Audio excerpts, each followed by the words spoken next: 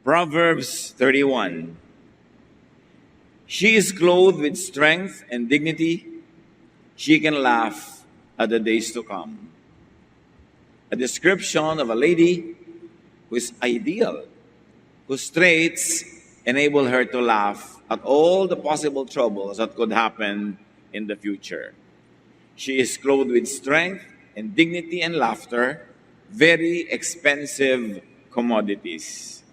Hindi madali na maging kagalang-galang, maging malakas, at maging cheerful about the future kung hindi ka nagtataglay ng mga kailangan mo para maging ganon ka. Learn from the lady. Matuto tayo sa kahanga-hangang babaeng ito.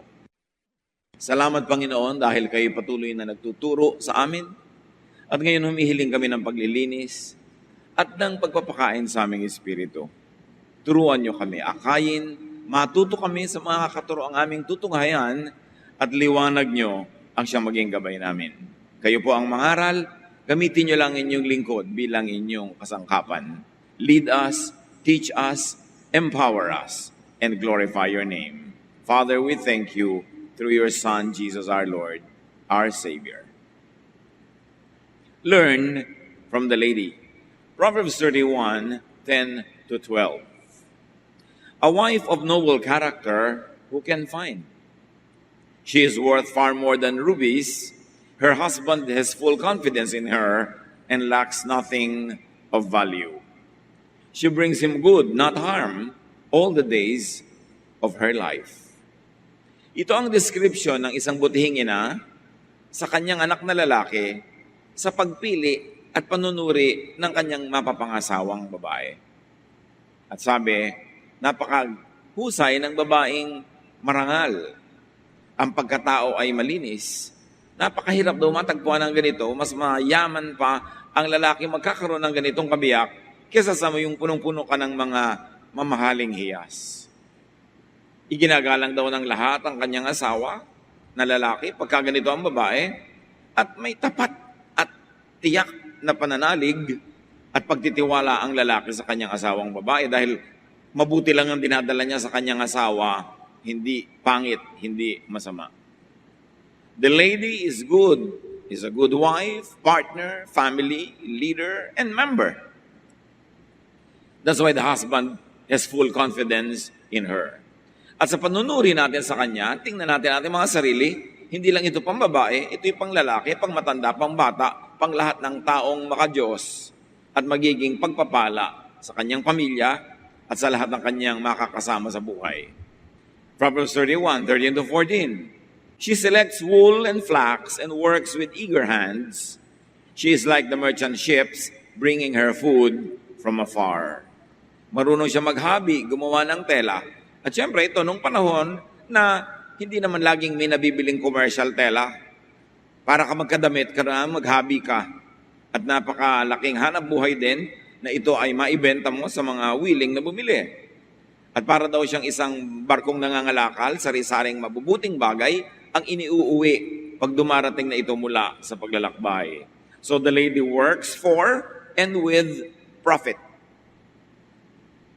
Hindi lang basta trabaho ng trabaho, may ganansya ang kanyang trabaho. Verses 15 to 16. She gets up while it is still night.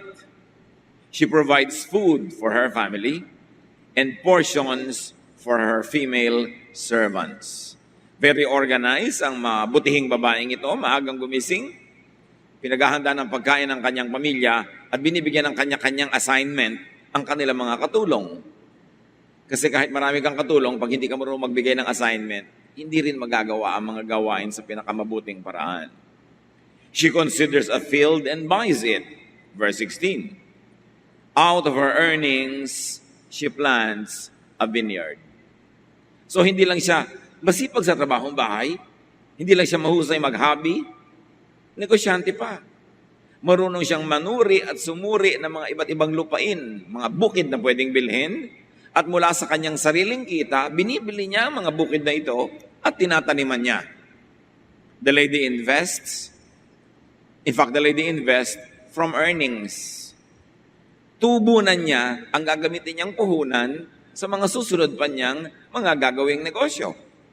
Proverbs 31:17-18, she sets about her work vigorously. Her arms are strong for her tasks. She sees that her trading is profitable and her lamp does not go out at night. Malakas sa kanyang mga busy, kayang-kaya niya magtrabaho at tinitiyak niya na ang kanyang mga negosyo ay may tubo at hindi siya nauubusan ng langis sa kanyang ilawan sa kalagitnaan ng gabi.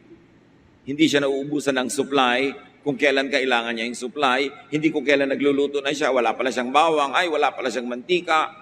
Kung kailan maglalaban na siya, ay wala pala siyang sabon. Laging sa kalagitnaan ng pangangailangan, wala pala. No, hindi nangyayari sa kanya to. Kasi meron siyang stock.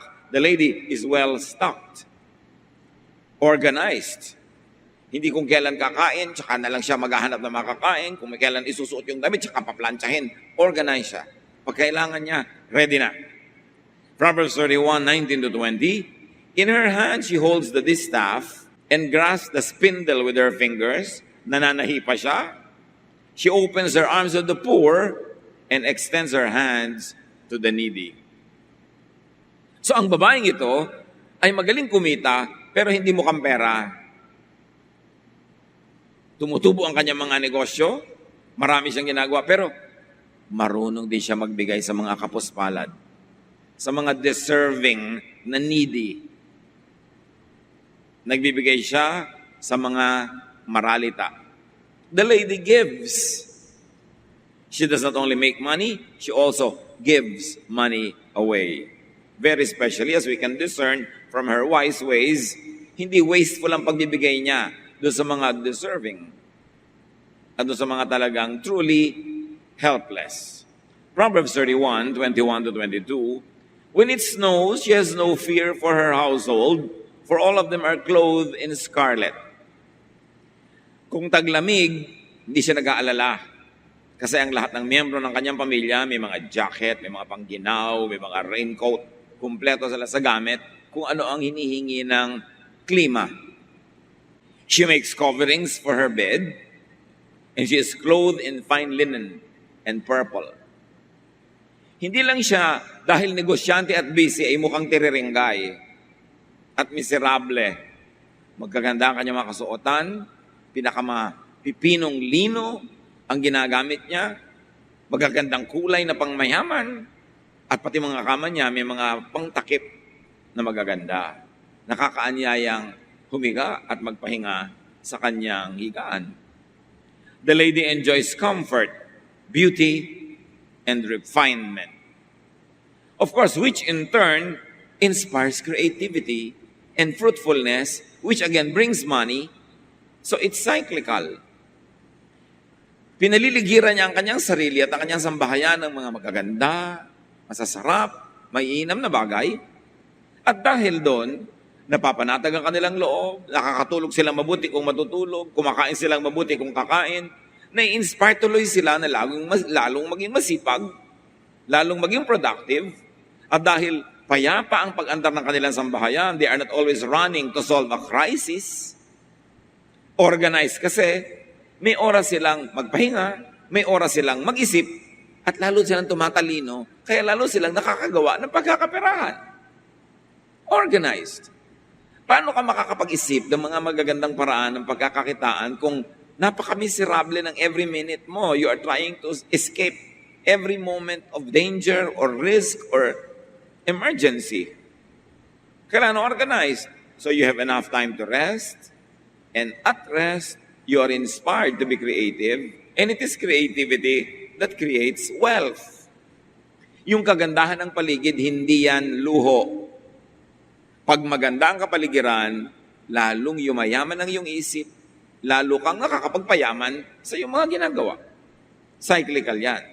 Pagka naliligiran ka ng misery, ng baho, ng kapangitan, ng gulo, ng disorganization, anong inspirasyon ng makakukuha ng iyong isip para iangat ang iyong buhay when you are busy just trying to survive?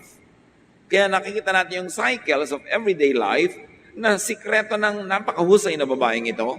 At nasa Biblia ang mga ito, hindi lang tayo para inggitin o hindi para sabihin mo, siya yun, ako iba, hindi ko kaya yun. No, nasa Biblia yan para ating pag-aralan, kapulutan ng aral, at hanggat kaya ay gawing huwaran sa ating buhay.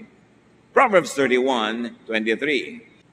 Her husband is respected at the city gate, where she takes his seat among the elders of the land. Palibhasa, matino ang asawang babae, iginagalang ng lahat ang lalaki.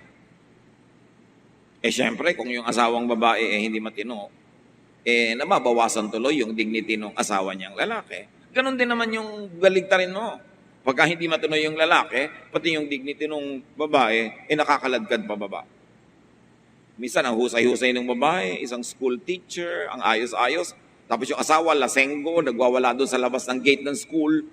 Di syempre, papababa niyo yung dignity ng kanyang asawa. Pero ito, iginagalang. Sabi, ang husay ng babae na asawa niyan, ang husay ng husband niyan, kaya tuloy ikaw ay napapaangat. So the lady helps make the family respectable and distinguished. Minsan ang tinutuno ng mga magulang, tapos yung anak, lahat ng gulo, sinalihan, lahat ng problema, kasangkot. O kaya yung anak nagpapakatino, yung magulang naman, pinahampas-hampas sa lahat ng kanto ang kanilang buhay. So anong nangyayari? Kailangan ng pamilya nagtutulungan. Inaangat ninyo ang kalagayan ng inyong pamilya, hindi yung kayo yung pabigat at nagpapababa dito. She makes linen garments and sells them, and supplies the merchants with sashes. She is clothed with strength and dignity. She can laugh at the days to come. Lagi siyang may negosyo. Sinusuplayan niya ang mga tao. So, ibig sabihin niyan, honest siya. Maganda ang product niya kasi may bumibili uli. Hindi siya nangwa 1, 2, 3 na basta naisahan ka lang, tinakbuhan ka na, wala na siyempre repeat business yun. Pagka hindi nasisiyahan ang iyong customer. Kaya sabi, nababalutan siya, nadadamitan siya ng lakas, no? At dignidad. Kaya niyang pagtawanan ang mga darating na araw. Enrollment ng anak ko next June? Ang dami kong pang-enroll. Ganon? Hindi yung June na naman. Ay, magkakasakit ang nanay ko, ang magulang ko. Meron akong inipon para dyan. O ibinili ko sila na insurance. Baka bumaha, mababasa ang furniture. Palitan. May pampalit. She can laugh at the days to come. Darating ang panahon, tatanda ako, magkakasakit, may pang-ospital, may pambayad ng caregiver. She can laugh at the days to come. Hindi ito inilagay sa Biblia para mang-inggit o para sabihin natin, imposible. Inilagay yan dyan dahil posible. Siguro, hindi naman lahat ng katangiang ito maiipon sa isang tao lang. Pero at least baka 80% ka man lang, edi magandang score na yon. The lady has maximum preparation for and protection from troubling needs. As you can see, ang lahat ng kanyang abilidad na maging cheerful about the future ay may financial aspect. Kaya niya na maging confident about the future dahil meron siyang hanap buhay, kumikita siya, maayos ang kanyang sambahayan. Hindi kumikita ka nga, pero nabulagsak naman yung sambahayan mo. Natatapon din yung kinikita mo. Nababantayan niya yung kinikita. Yung tubo pa nga ang ini-invest niya. Yung iba, yung puhunan, yun na ang pinapapak. May tindahan ka. Tapos gagastusin mo yung kita ngayon. Di bukas wala kang pamalengke, pampalit ng supply. Di babagsak ang tindahan. Ang ginagastos lang nila yung tubo, hindi yung puhunan. In fact, yung tubo, ang pangpuhunan uli. Saan siya nagsimula? Nagsisimula ka siyempre na maliit. Pero kung napakatino ng paghawak mo and with God's blessing, dumadami yan hanggang dumami ng dumami at marunong magbigay. Importante yon. Proverbs 31:26, she speaks with wisdom and faithful instruction is on her tongue. In other words, pag bumubuka ang kanyang bibig, may saysay, may katuturan, maganda ang mga pangungusap, nakakatuwang marinig, hindi nakakainis. Nakakapagpalamig ng ulo, hindi nakakagalit. Kaya marami siyang negosyo. Kasi sa pagnenegosyo, kailangan. Gusto ka ng mga tao because people buy only from who they like. People supply only to whom they like. Kung hindi ka nakakatuwa, nakakainis ka, lalayuan ka ng tao, paano ka magnenegosyo? Paano ka magkakapera? So, mahusay siya magsalita. Mga kapatid, maging mahusay lang tayo dito sa department na ito. Ang dami ng kasunod na mabubuting bunga kung mahusay kang magsalita. Hindi pag nagsasalita ka na iinis sa'yo yung kausap mo at yung taong ikinukwento mo, pag nabalita niya yung kwento mo, maiinis din siya sa'yo. Liliit ang yung mundo. Kokonti ng kokonti ang magiging customer mo at tutulong sa'yo. Kaya mahirap umunlad sa pagsasalita. The lady speaks wisely. And it is a very sound business investment to speak well. Because people help those that they like. So are we likable when we speak? Ang ending ba, nagugustuhan tayo o naaayawan ng kapwa? Importanteng pinag-uusapan natin ang mga ganyang bagay if we like to be able to laugh at the days to come. Proverbs 31:27, she watches over the affairs of her household and does not eat the bread of idleness. Aba, maraming tao, babae man o lalaki, they really watch over the affairs of other people's households. Itong babaeng ito, palibhas at matino, binabantayan niya ang nangyayari sa kanyang sambahayan. Pero meron naman, walang ginabangan, kundi kung anong nangyayari sa kapitbahay. Ano nangyayari sa buhay ng may buhay? Pagkakapirahan ba yun? Matutuwa ba tayo, ang mga tao sa atin kung ganun tayo? Sabi, hindi siya tamad kahit kailan. Lagi siyang may ginagawa. Lagi siyang may ginagawa. Either kumikita, gumagastos, o nagpapahinga.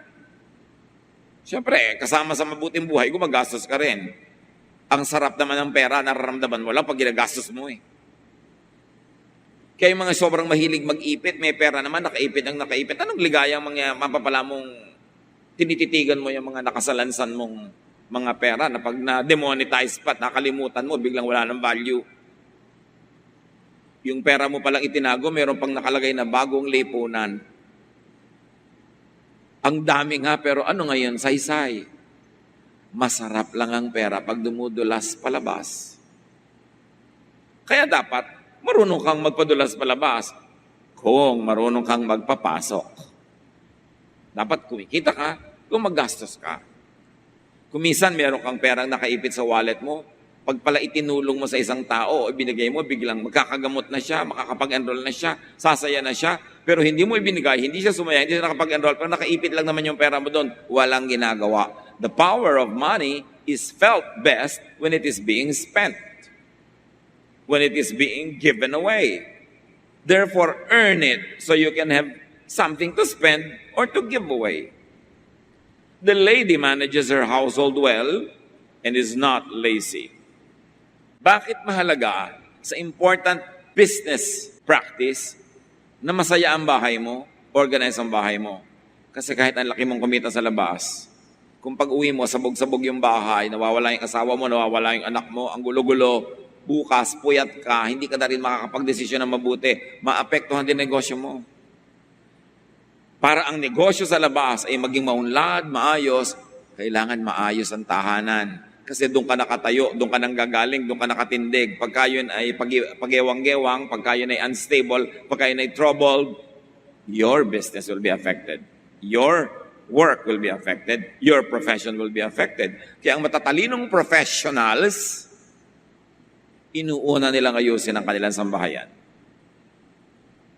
Dahil mahirap mag-succeed sa labas kung ang gulo-gulo sa loob ng iyong pamilya. Her children arise and call her blessed. Her husband also, and he praises her. Nakita nyo? Bago pa nauso ang women's liberation, ang feminism at kung ano-ano pa, itong babaeng ito, kumikita ng sarili niyang income. Hindi siya nakaasa sa asawa.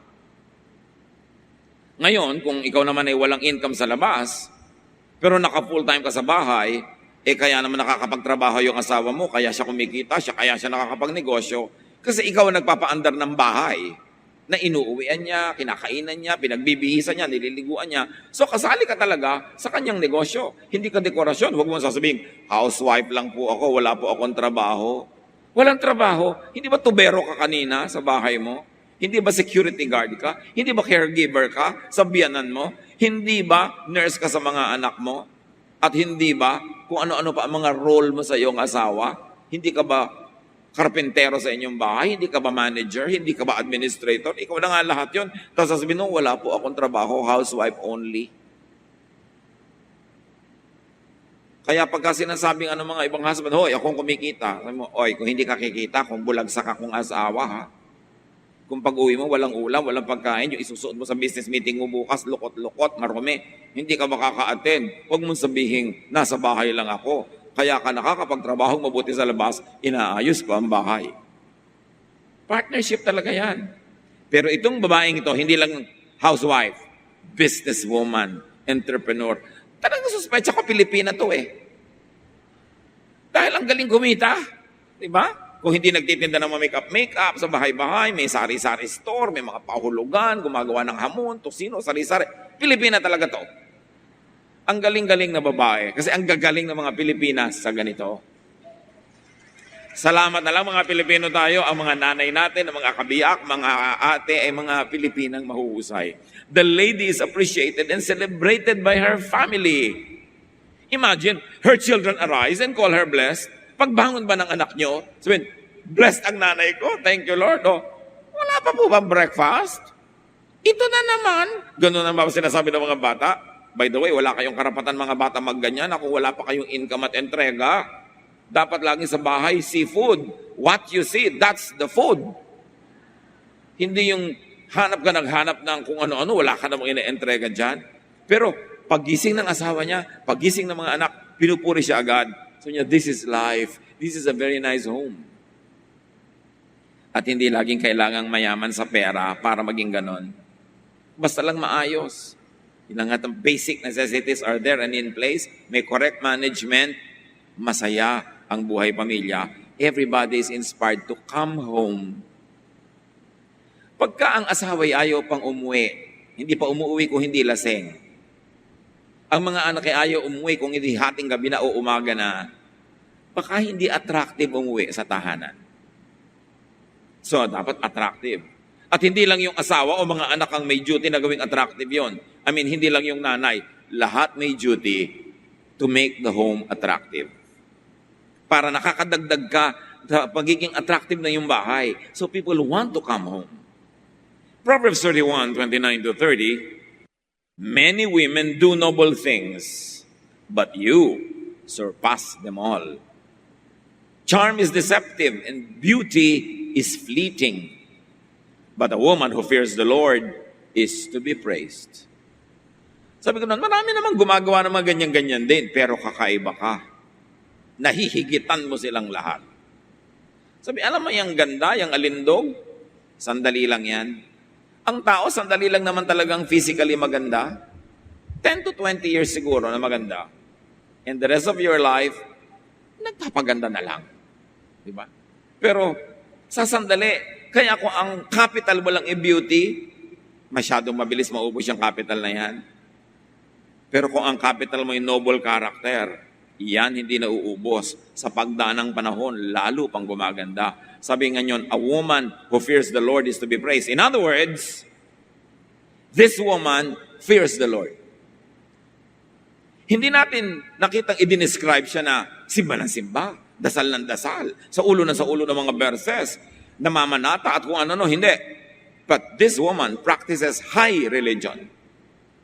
Kasi yung action niya, yung kanyang character, yung kanyang fruitfulness, ang nagpapahayag ng kanyang mataas na uri ng paggalang, pagkilala, at pagsamba sa Diyos. Because character and fruitfulness are both high religion. Kung dasal ka ng dasal, wala ka namang ginagawang hanap buhay, ano ina-expect mo? Uulan ng pera? Kung nilakipan mo pa ng dasal yung ginagawa mo, di mabuti. But you see, it's very deliberate that the description of this woman as a godly woman was not filled with religiosity but with good deeds and good character.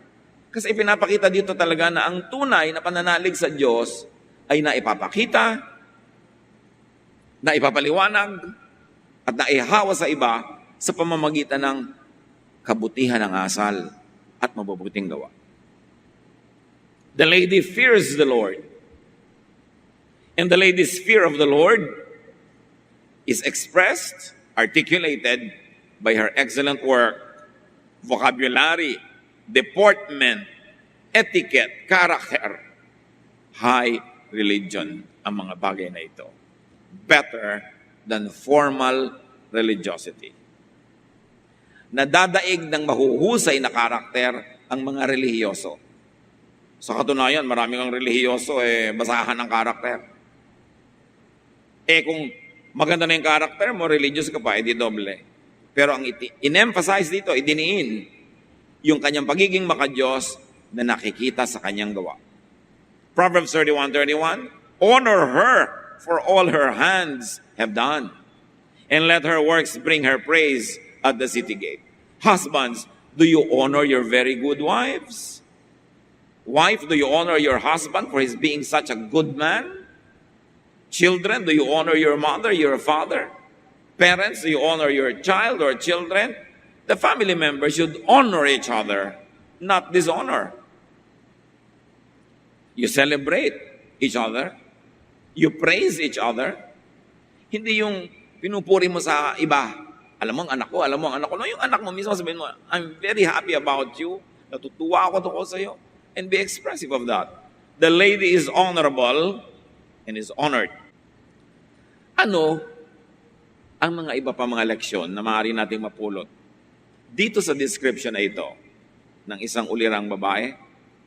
In fact, ganyan din dapat ang ulirang lalaki, ang ulirang tao, ulirang anak. First of all, life could be full of troubles, of troubling needs. Maraming problema ang buhay, maraming kailangan, maraming suliranin. Hindi yan bago, hindi yan sorpresa. Job 5:7, man is born to trouble. Talagang yan ang haharapin ng bawat tao, mga suliranin. Ang lesson sa babaeng ito, prepare for, fortify, strengthen yourself against troubling needs. Hindi nakakagulat na magkakaroon ng problema. Dapat yun asahan. Ang nakakagulat ay wala kang paghahanda sa problema na siguradong darating. Yun ang nakakagulat. Huwag kang magulat na umuulan, pag tag-ulan, o ngayon kahit kailan umuulan na lang. Ang nakakagulat ay ito, sipunin ka, mahina ang katawan mo, wala kang dalang payong. Yun ang nakakagulat. Marami kang mga sakit. Ang nakakagulat, lakad ka ng lakad, wala kang dalang gamot. Alam mo naman na may sakit ka. Yung pagdating ng problema, hindi nakakagulat. Ang nakakagulat ay hindi ka man lang naghahanda. Nakakagulat ba yung exam ng estudyante? No. It's part of student life. Pero ba't hindi ka handa? Alam mo naman may exam lagi. Alam mo na may ipapas na homework, may ipapas na project, may deadline yon. Ba't di mo masubmit? Yun ang nakakagulat. Alam mong may pangangailangan, di mo yun nasikaso. Tapos aasa ka na, papasa ka. Yun ang malaking kabiguan sa buhay, mga kapatid. Umaasa kang umani na hindi mo tinanim. Magpapapray ka, ipagpray mo naman na gumaling ang baga ko. Matapos mong lunurin yan sa 3 anggat-dam na alak. Matapos mong puyatin ang sarili mo araw-araw, ubusin ang sarili mo, ang pera mo sa mga walang kwentang pagkain, at matapos kang manigarilyo ng manigarilyo, ipagpe-pray ko na gumaling ka. Alam mo ba na ang prayer ay pag-ani ng itinanim? Pag hindi mo itananim, kahit mangisay ka ng kape-pray, hindi mangyayari yun. Kasi sabi, you harvest what you plant. Inaani ang itinanim. Akala nung iba, ang prayer magic. Na pag nag-pray ka, mababaliwala na yung katotohanan na pinabayaan niya ang kalusugan niya at magically gagaling siya. No.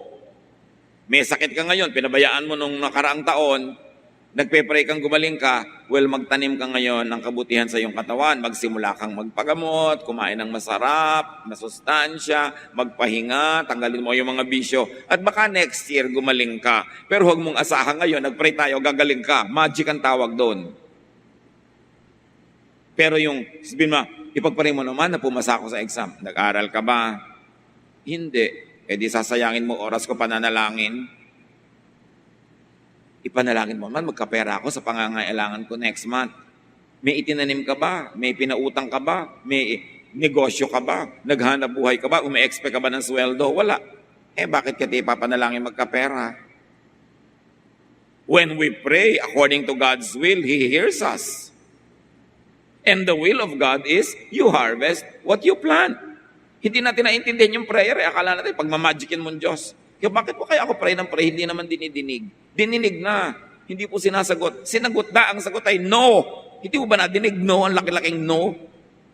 Dahil nagpe-pray ka na umulad ka sa buhay, ang tamad-tamad mo. No. Magpakasipag ka para ka umunlad. You harvest what you plant. Learn from this lady.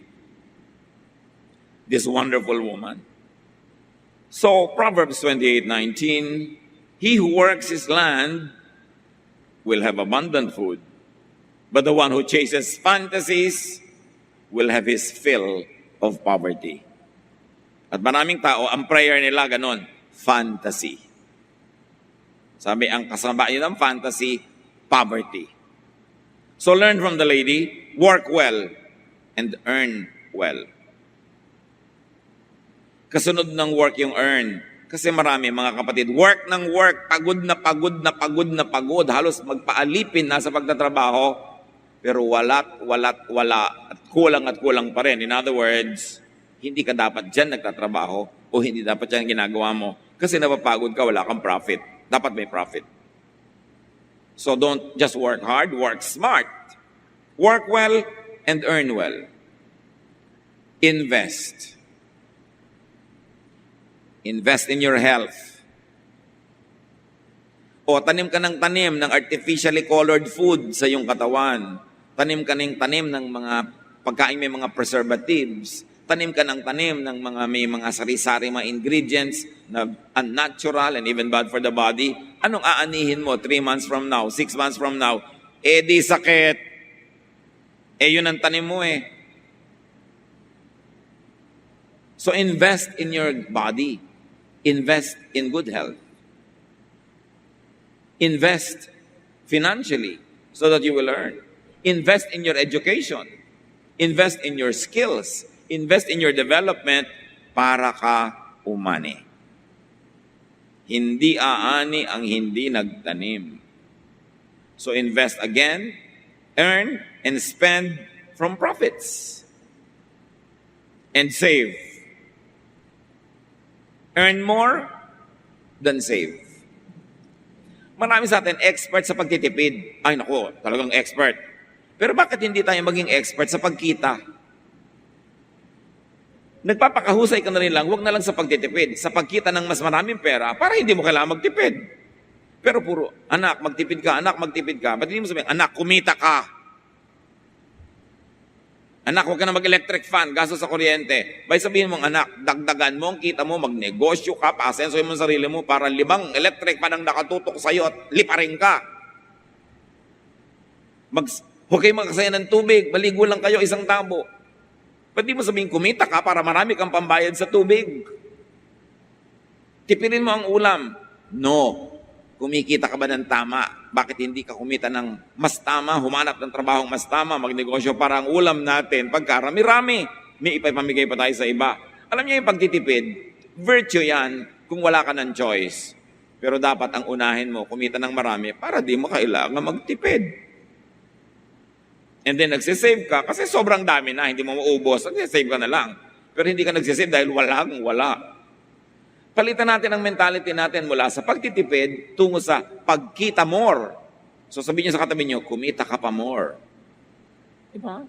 Para di tayo tipid ng tipid. Dapat lakihan natin yung income natin. So, kasama niyan, learn from the lady, give. Sikreto talaga yan ang prosperous life. You give. Inhale ka ng inhale. Subukan mo mag-exhale. So, nga, practice. Pag sinabi ko inhale, inhale kayo ha. Huwag mo na mag-exhale hanggang hindi sinasabing wag. Oh, inhale. Exhale.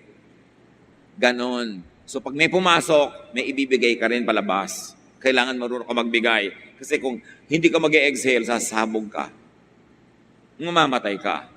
Ganon din, pag nakakatanggap tayo, bigay. May nagregalo sa'yo, may ibibigay ka. May nagregalo sa'yo ng isang bagong damit, kung hindi man yun ibibigay mo sa iba, pipili ka ng mga ibang damit mo na nagugustuhan ng kung sinong kilala mo, ibigay mo. Pag may pumasok, may lalabas. Para fresh ng fresh ang flow, ang cycle of blessings, the circle of life. Another learning from the lady, make and keep a happy family. Yan ang tunay na kayamanan. Sa mga dahilang na ipaliwanag na natin. Because enjoyment and stability in the home makes you more creative, makes you more fruitful. And learn from the lady, enjoy. Ang laki-laki ng kita mo, tas mukha kang basahan. Hindi ka mamustura. Magbihis. Pag nagpupulbos ka, lata na yung nakukuha nung espongha mo, wala nang pulbos. Bubili ka na ng bago, may pambili ka. Diba? May pagkain kayo, sarapan. Yung mahihiga ka sa kama, bakit naman sako? Wala ba kayong pambili ng linen? Kung meron, sarapan ang buhay. Kasi baka mamatay ka na bukas. Hindi mo na nalasap. Sayang. Enjoy, because happiness, pleasure, and enjoyment are good capitals. Magandang puhunan yon, yung masaya ka, maginawa ka, ang ganda ng disposition mo, nasasalo mo lahat ng lumilipad na pera sa paligid kasi masaya ka. Kasi nilalapitan ka ng pera kasi ayaw din naman ng pera lumapit sa mga malulungkot. Bakit ang pera pasok ng pasok sa pitakang puno na nga? Kasi ang pera malulungkotin, ayaw niyang pumasok sa pitakang mag-iisa lang siya doon at walang kasama. So, paramihin mo laman niya para lalong maraming pumasok. That is the rule talaga. Kahit na ano pang baligtad ang pangangatwiran mo, yun ang totoo. Kaya yung mapera, nagkakapera lalo pa eh. Pero hindi yun magic. May planting involved. Fear the Lord with outstanding behavior. Which means with productivity, efficiency, excellence, charity, not only with formal religiosity. And then, laugh at the days, laugh at the troubles to come. Do not fear the future when you planted in the past. Huwag matakot sa kinabukasan kung last week nagtanim ka. Galatians 6:7, a man reaps what he sows. Kung anong tanim ay ani. So, plant what you want to harvest. You want to have friends? Be friendly. Invest in friendship. You want income? Magtrabaho ka o mamuhunan o magnegosyo. You want comfort in the future? Maghirap ka ngayon because you have to earn your comfort. And of course, another way to laugh at the future is to accept trouble as part of life. Huwag mong problemahin yan. Talagang meron yan. Ecclesiastes 11:8. However many years a man may live, let him enjoy them all. But let him remember the days of darkness, for there will be many. Kahit daw maging gaano kahaba ang buhay mo, dapat in-enjoy mo bawat taon. Hindi nagtiis ka ng 10 years para magpasarap sa 11th year, paano kung hindi ka na umabot sa 11th year, hindi ka na sumarap ang buhay. So dapat, every day meron kang trabaho, at sa loob ng araw na yun, meron ka ring mini vacation. Kahit 30 minutes, 1 hour, may rest ka. Meron kang pagtitipid sa araw na yun, pero meron ka ring pagpapasarap sa araw na yun, kahit na 2 turon yung kinain mo, imbes 1. Dapat marunong ka sa bawat araw, bawat linggo, bawat buwan, bawat taon, meron kang bakasyon, may pahinga, may enjoyment, may pagsisikap. Hindi yung titiisin mo lahat tuloy-tuloy para ka lang mag-enjoy doon sa dulo. Paano nga kung hindi ka na nakaabot doon? Dapat every moment, umiimbento ka ng saya, habang umiimbento ka rin ng bunga dahil nagtatrabaho. Siyempre, may trouble ang buhay. Pero ang pangsangga doon, ang pangontra doon, is enjoyment. And preparation for it, strengthening of the system, strengthening of yourself. John 16:33, sabi ni Jesus, in this world, you will have trouble. It's not a surprise. But you also have the Lord. And you have seeds to plant. And you have yourself, created by God wonderfully. So, let troubles come. Laugh at the troubles to come. Prepare for and solve problems. Prepare mentally. Prepare materially. Prepare for frustration, failure, for limitation. Prepare for sickness, for death, for separation, for sadness. Pag mahal na mahal mo isang bagay, ihanda mo ang iyong loob na one of these days, pwedeng mawala yun. Para hindi ka attached na attached. At hindi ka sobrang mai-imbalance kung nawala nga. Mag-practice. Kaya sabi ni Solomon, it's better to go to a house of mourning than to a house of feasting. Mas mainam daw pumunta sa mga nakikiramay, sa mga patay, sa mga lamay kaysa sa party. Kasi napapractice ka sa kalungkutan at naaalala mong yes, may kamatayan. At pwedeng dumating yan kahit kailan, kaya dapat handa ka sa kamatayan mo at sa kamatayan ng mga mahal mo sa buhay. Dapat handa tayo doon kasi hindi yun surprise. Matthew 7:7-8, sabi ni Jesus, ask and it will be given to you. Seek and you will find. Knock and the door will be open to you. For everyone who asks, receives. He who seeks, finds. And to him who knocks, the door will be open. The lesson is do not be passive. Huwag mo lang antayin. You ask, you seek, you knock. Hindi ibig sabihin, naghihintay ka lang, nalaglagan ka, nakusa ng biyaya. Learn, master how to ask, to seek, and to knock. Sabi ng iba, strike the iron while it is hot. Alam niyo yung mga panday, pinapainit nila ang bakal at pag nagbabaga yon, malambot yon, pinupukpok nila para mapasunod nila kung anong korte ang gusto nilang gawin sa bakal. So, strike the iron while it's hot. But, what happens if it's not hot? You make it hot by striking. Habang maganda ang panahon, gumawa ka ng mga bagay. Pero kung ang tagal na hindi maganda ang panahon, pagandahin mo. Imbentuhin mo ang paraan para merong mangyari. Huwag ka lang tumunganga. Laugh at the troubles to come, which means accept non-problems. Di ba accept problems? Accept lalo yung non-problems. And what are non-problems? Issues that have no solution ever. Issues that have no solution yet. Accept. Ganitong ugali ng asawa ko. May solution ba? Wala. Well, accept it. Problema ko po yan. Meron bang solusyon? Wala nga po. Di hindi problema. Kasi ang problema may solusyon. Pag walang solusyon, hindi yan problema. Tanggapin mo na lang, huwag mong problemahin para tahimik ang buhay.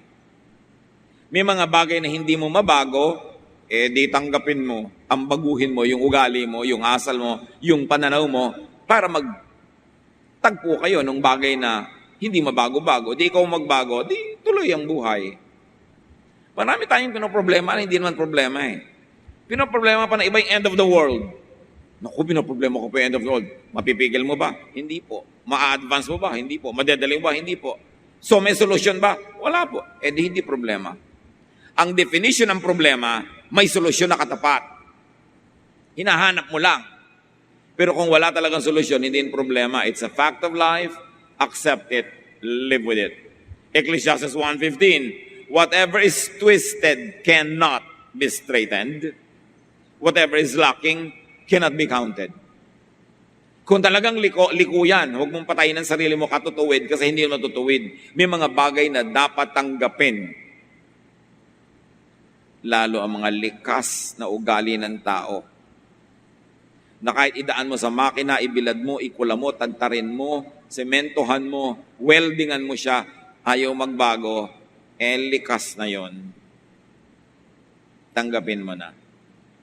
Ang kausap natin dito, hindi yung may ugali, ay yung tatanggap. Pero kung may ugali, ikaw yung may katawan, pilitin mong ayusin ang sarili mo. Kasi ikaw makakaayos ang sarili mo para hindi ka naman salot sa kapwa. Pero kung salot ang kapatid mo, salot ang nanay mo, salot ang anak mo, ay wala talagang magawa, ay tanggapin mo na lang. Because whatever is twisted cannot be straightened. Papagurin mo lang ang sarili mo. At yung wala, please wag bilangin. Kasi nga wala eh. Masaya sana ako mga anak kung nandito ang atin nyo, pero 7 lang kayo, 8 kayo. Nanay, 7 na nga kami, wala nga siya. Anong gusto niyong gawin? Humagulgul tayo lahat o cry tayo dahil wala si ate? Andito na nga kami eh. Ba't ang hinahanap nyo yung wala? Lulungkot tuloy kayo. Huwag niyong hanapin yung wala. Lalo't hindi nyo makayang ilagay doon. Mapapagod lang kayo, lulungkot lang kayo. Do what you can. Accept what you cannot do or change. If it is a problem, it is a solution. If it has no solution, then it is not a problem. Accept it, live with it. How can you laugh at troubles to come? Enjoy as much as possible, in spite of, because of troubles. Huwag niyong hayaan na ang isang suliranin ay bumaliwala at magtakip, maglambong ng dilim sa maraming magagandang bagay naman. Keep it where it belongs. Yung frustration, kung maliit, hayaang maliit, huwag hayaan na yung ibang mga bagay na dapat ipagdiwang, ay ipinagluluksa tuloy dahil lang sa isang bagay na hindi mo gusto. Tanggapin anuman ang dumarating sa buhay, matapos mong nagawa ang kaya mong gawin para ito ayusin, tanggapin na. Job 2:10, shall we accept good from God and not trouble? Obvious ang sagot. Yes, we accept everything that God allows to happen in our lives. And then we live with it. We try to enjoy in spite of troubles. In fact, because of troubles, we invent enjoyment para mabalance ang ating buhay. Even in deserts of trouble, make and enjoy pocket gardens of relief. Kaya mas miserable ang buhay, mas dapat umimbento ng kasiyahan, ng kapayapaan, kahit saglit, kahit tahimik, kahit konti, para may pangontra. And really, you want to be able to laugh at the troubles to come, fear God. And the fear of God doesn't mean you cringe in fear na nanginginig ka sa takot. No. Fear God by working well, by being a good person, by being respectable, by planting. That is what fear of God means. So it's a most notable preparation for laughter because when you do things God's way, you will never lack God's blessings. Ecclesiastes 12:13, fear God and keep His commandments, for this is the whole duty of man. Meron lang isang babala, mga kapatid. Tiyakin ninyo na ang commandment na sinusunod nyo ay commandment talaga ng Diyos at hindi commandment lang ng religion. Kasi maraming iniimbentong commandment at mga rules and regulations ng religion na hindi naman galing sa Diyos, galing lang sa religious leaders. Para makontrol ang mga tao, para dumali ang pamamahala, tiyakin nyo lang kung kayo'y nagsisacrifice sa pagsunod ng isang kautusan, galing nga sa Diyos at hindi inimbento lang ng simbahan. Para sulit ang inyong sakripisyo. And God is so good, God is so kind, napaka-konte at minimum, very minimal, ang kanya mga ibinibigay na commands, ang daming ibinigay sa atin na freedom, laya, instruction, teaching, so that we can have a full life. As sabi ni Lord, I came that they might have life and have it to the full. I came to give you rest. Yan ang ibinibigay sa atin ng Diyos. Pag hindi restful, hindi yan galing kay Jesus. Kaya suriin kung anong pakahirapang sundin, baka naman hindi naman pala kailangan, utos lang ng iba na naka-costume ng religion. Dapat suriin yan.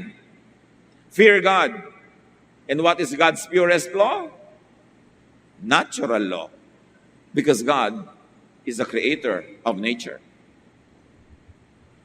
That's why physics is the purest science. Kahit anong gawin mo, may gravity, may velocity. Kahit anong gawin mo, merong mga rules na hindi maiiba kasi Diyos ang naglagay doon.